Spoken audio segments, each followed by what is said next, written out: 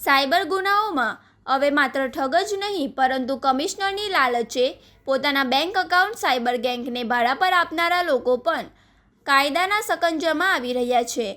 Bharuch cyber ક્રાઇમે ₹29.74 લાખની virtual currency trading છેતરપિંડીના કેસમાં રાજસ્થાનના જાલોરથી એક આરોપીને ટ્રાન્સફર વોરંટના આધારે ઝડપી પાડ્યો છે. તપાસ દરમિયાન સામે આવ્યું છે કે આરોપી લાગુરામ ઉર્ફે લલિત માલીએ કમિશન મેળવવાના ઈરાદે પોતાના નામે વિવિધ બેંક એકાઉન્ટ ખોલાવી સાયબર ઠગોને ઉપયોગ માટે આપ્યા હતા.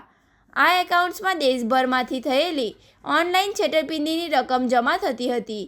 ત્યારબાદ આ રકમને અન્ય ખાતાઓમાં ટ્રાન્સફર કરીને નાણાકીય ટ્રેઇલ છુપાવવાનો પ્રયાસ કરાતો હતો. પોલીસના જણાવ્યા અનુસાર ભરૂચના એક વ્યક્તિને ટેલિગ્રામ દ્વારા પહેલાં ઓનલાઈન ટાસ્ક અને કમિશનની લાલચ અપાઈ હતી. ત્યારબાદ વર્ચ્યુઅલ કરન્સી ટ્રેડિંગમાં વધુ નફો આપવાના બહાને એક નકલી ટ્રેડિંગ પ્લેટફોર્મ પર એકાઉન્ટ ખોલાવી અલગ અલગ બેંક ખાતાઓમાં કુલ ₹49.89 લાખ જમા કરાવવામાં આવ્યા હતા.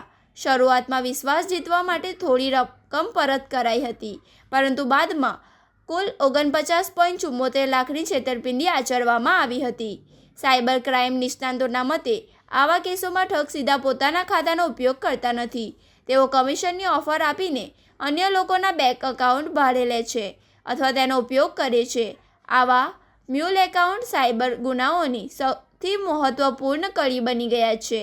ભરૂચ સાયબર ક્રાઇમ પોલીસની આ કાર્યવાહી એક મહત્વનો સંદેશ આપે છે કે પોતાના bank account, ATM card, chequebook અથવા નેટ બેન્કિંગની વિગતો કોઈપણ અજાણી વ્યક્તિને આપવા કે એકમાત્ર બેદરકારી જ નહીં પરંતુ ગંભીર કાનૂની ગુનાઓમાં સંડોવણી પણ સાબિત થઈ શકે છે. પોલીસે નાગરિકોને અપીલ કરી છે કે ટેલિગ્રામ, વોટ્સઅપ અથવા સોશિયલ મીડિયા દ્વારા મળતી ઊંચા નફાની ઓફરો, ક્રિપ્ટો ટ્રેડિંગ સ્કીમો અને કમિશન આધારિત કામની લાલચથી સાવચેત રહેવું જોઈએ.